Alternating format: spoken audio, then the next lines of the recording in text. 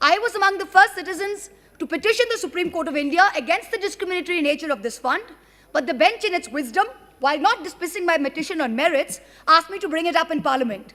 So here I am, moving from the corridors of judicial review to the Janta Ki Adalat.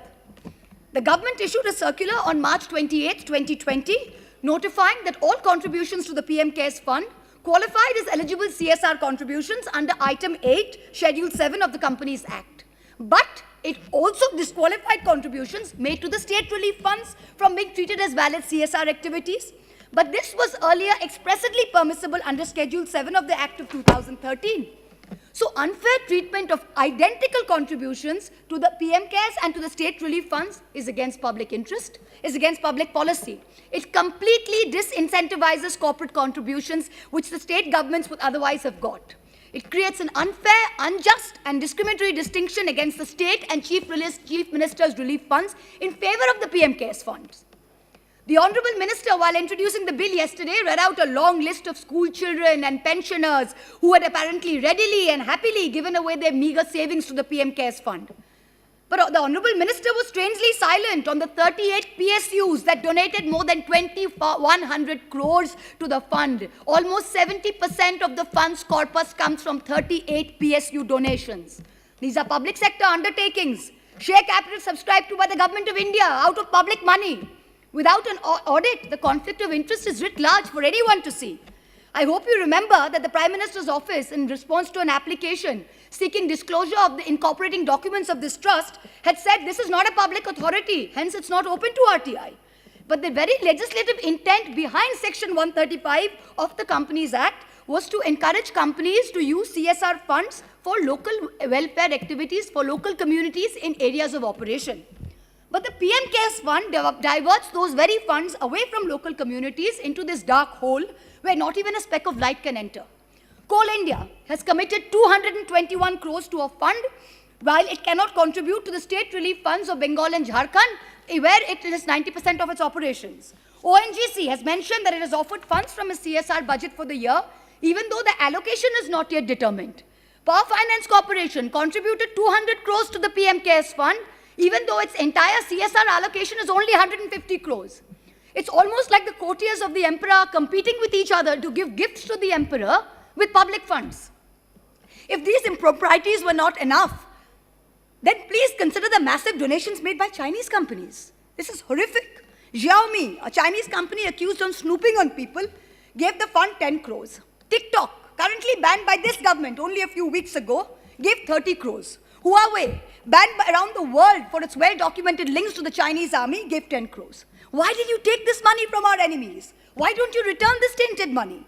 I'm sure no dying Indian would want to be on a ventilator paid for by enemy money at this time. Would they? Right. I ask you, you say you have put 2,000 crores towards the purchase of 50,000 ventilators. Please lay on the table of this house how many ventilators have been physically delivered, to which hospitals, to which states. Also tell us the manner of procurement. The way airwaves and the way airports are sold in this country to crony capitalists, I hope this procurement was not done by those same individuals. This is a question that we need to ask. And the dangers of these unverified foreign donations are amplified by the fact that the PM CARES Fund is exempt from FCRA regulations, even though it doesn't meet the precondition of a body whose funds are audited by the CAG. You are bringing the PM CARES Fund under the ambit of the same clause that governs the Prime Minister's National Relief Fund, the existing fund.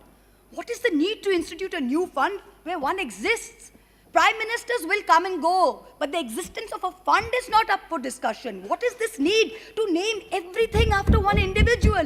What is this need? This is a democracy. It is not an elected autocracy. We need to remind this government. First, you are raising funds on the basis of public office. The very name, a Prime Minister's fund, makes people think this is government authority. So by saying it is not open to RTI, you are running away from the spirit of transparency you claim to be wedded to. Second, cabinet ministers are trustees administering the funds. So you are impermissibly expanding the scope of your ministerial office in excess of the mandate determined by the Constitution. The third, you are commandeering resources. Donations are done by default. A circular issued on April 17 by the Department of Revenue under the Ministry of Finance told every officer and staff of the Government of India to contribute 1 day's salary till March 21, this would be deducted. If they wish to not donate, they should put this in writing. Tell me, in this atmosphere of fear and vengeance currently prevalent in this country, which bureaucrat, which public officer will say they do not wish to donate? I have only a few minutes left, and so bear with my bluntness.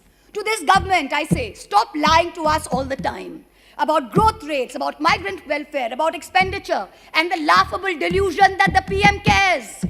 Stop marketing 20,000 crore packages as relief measures when in truth it comprises money already spent and money to be given as loans, and imaginary money that will never reach the people it is supposed to. Stop cheating the state governments of their dues made through a constitutional promise. Stop wasting funds on vanity projects when the state governments who actually make a difference are deprived time and again.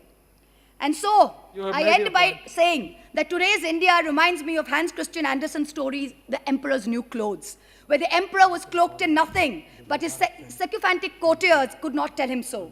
The Bengali poet Narendra Chakraborty, in his poem Ulango Raja, said only one small innocent little boy in the entire kingdom had the courage to stand up and ask the naked emperor, Raja, tor kapor koi? Today I ask the same question, Emperor, where are your clothes? Thank you.